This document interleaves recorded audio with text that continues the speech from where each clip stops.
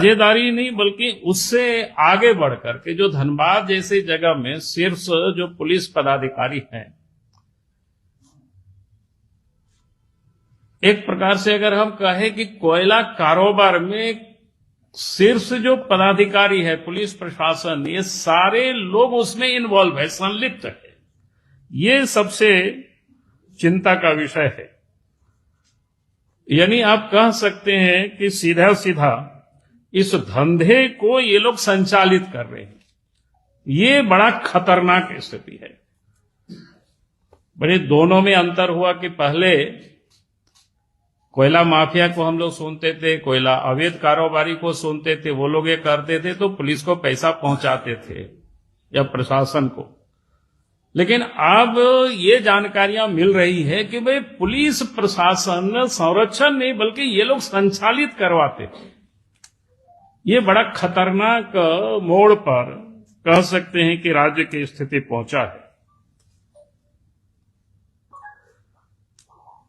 और धनबाद में जो कोयला का जो अवैध कारोबार होता है वो आप सबको पता ही है कि 2-3 क्षेत्र प्रमुख है। एक तो निरसा है, झरिया है, बाघमारा है। और इस क्षेत्र के अंदर क्या कहते हैं 20-25 ऐसे थाना और ओपी पड़ता है। ये जो 3 ऐसे क्षेत्र बताए, और उन क्षेत्रों में छोटे बड़े 30 से 40 ऐसे क्या बोलते हैं अवैध साइट्स है जहां से कोयला, अवैध कोयला जहां से निकाला जाता है। और चर्चा तो यहां तक है कि भाई चर्चा है साइट को प्राप्त करने के लिए, जो हमने कहा कि 30-40 जो साइट है इन सारे इलाकों में, धनबाद जिला में, उन साइट को प्राप्त करने के लिए लोग चर्चा है कि भाई हाउस से परमिशन आवश्यक होता है। अब हाउस आप लोग पूछेंगे भाई कौन सा हाउस, आप सब लोग उसको पता करना। और ये चर्चा है कि भाई हाउस से परमिशन होता है। हाउस से परमिशन, जब हाउस से सीधा एसएसपी को टेलीफोन जाता है और तब फिर वो अप्रूव होता है।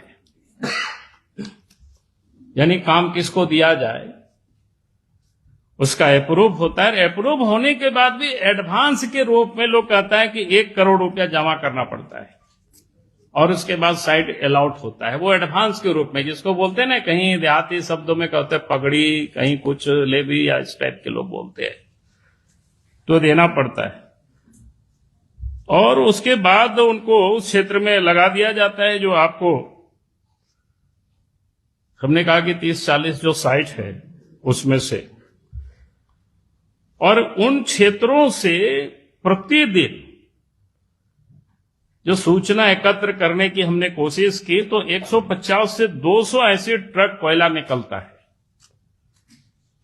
और एक कोयला का जो प्रति टन 8 से 10 हजार रुपया प्रति टन जो कोयला की कीमत में वो बिकता है।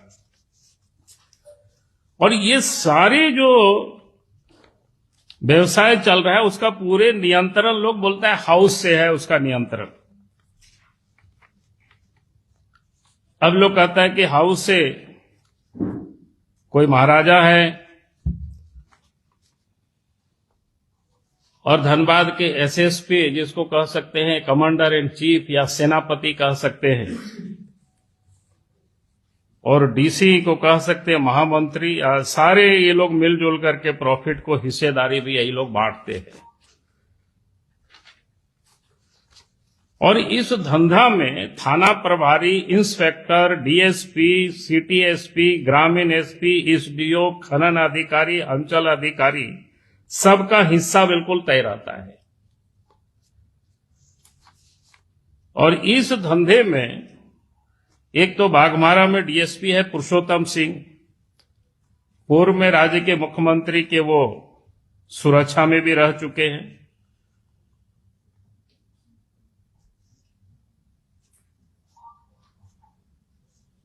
मतलब वो क्या कह सकते हैं, वहां के एसपी के दाहिना हाथ है, और एक इंस्पेक्टर है अजीत सिंह, वो बाया हाथ है एसपी के वहां के।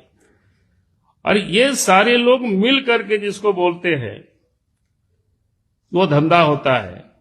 और यहां तक कि ये जो 2 नाम आपको बता रहे हैं, ये लोग जो थाना को भी बोली लगवाते हैं,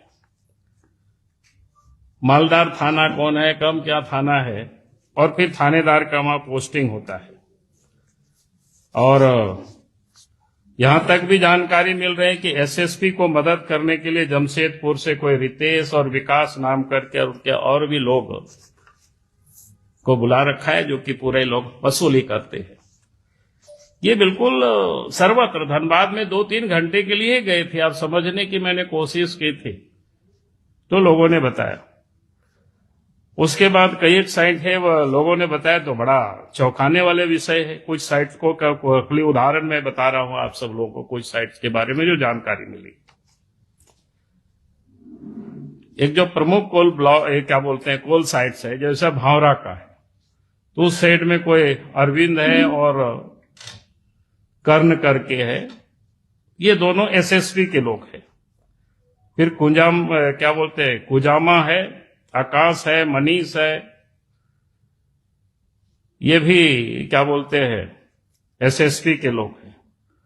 फिर पंचायत साइट है, वहां एक अंजनी करके है, कोई काम देखता है, वो पंकज मिश्रा जो साहेबगंज के है उसके आदमी है। फिर निरसा में कोई संजय सिंह है, काम देखता है, 2 नंबर का, कोई एसएसपी के आदमी है। गोपाली चाक साइड से और बाय सबारा है करके कैलाश पांडे है, वो भी कोई एसएसपी का आदमी। फिर बरोरा, तितुलमारी, जमोनिया, राम कनाली, इन 3 साइड को बाघमारा के जो डीएसपी जिसकी हमने बताया कि आपको पुरुषोत्तम सिंह खुद चलवाते हैं। इसके अलावा जीनागोड़ा, बरारी, अलगडीहा, लोधना, कोई गणेश यादव है, उनका बेटा कोई बेटू है, वो काम उस क्षेत्र में देखते हैं। और उसी प्रकार के सुदामडी तरफ में कोई शेखर करके है, फिर गुलाम क्रेसर है। ये सारे लोग मिल करके, और भी लोग होंगे जितना जो जानकारी मिली थी।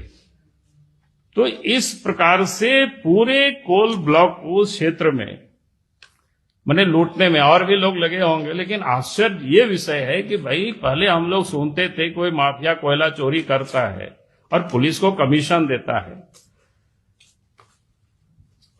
थानेदार को कमीशन देता है। यहां तो सुनते हैं कि यही लोग सारे काम करवा रहे हैं, यही लोग बांट रहे हैं, कौन साइड में कौन काम करेगा ये।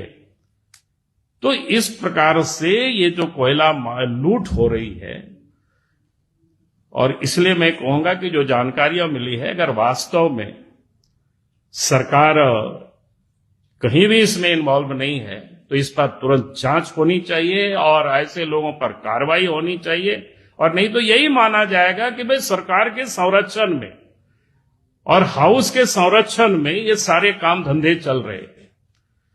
तो मुझे लगा कि क्योंकि विषय कोई सामान्य नहीं है, बहुत बड़ी घटना है, क्योंकि जिस प्रकार से अगर क्या बोलते हैं कि रखवाला ही अगर लूटने में लग जाए, रखवाला ही अगर सब कुछ लुटावे, तो फिर वो जो कोई शेर या कविता वो तो मैं जानता नहीं हूं सब, तो फिर बचाना राज्य को मुश्किल होगी। तो आज ये स्थिति है। तो धनबाद क्षेत्र की जो थोड़े सा मेरे पास जानकारी थी, तो मुझे लगा कि मैं निश्चित रूप से आप सबके माध्यम से राज्य की जनता के सामने हम लाने की कोशिश करेंगे और सरकार को भी संज्ञान में हम देना चाहेंगे, ताकि सरकार इन सारी चीजों को देखे। अगर हमारी बातें बिल्कुल गलत है तो फिर कोई कोयला की वहां जो धंधे चल रहा है वो बंद होनी चाहिए। अगर वो बदसूरत उसी प्रकार से चलेगी तो हम यही मानेंगे कि भाई राज्य सरकार के मुख्यमंत्री के संरक्षण में सारे धंधा ये चल रहा है। बहुत बहुत धन्यवाद।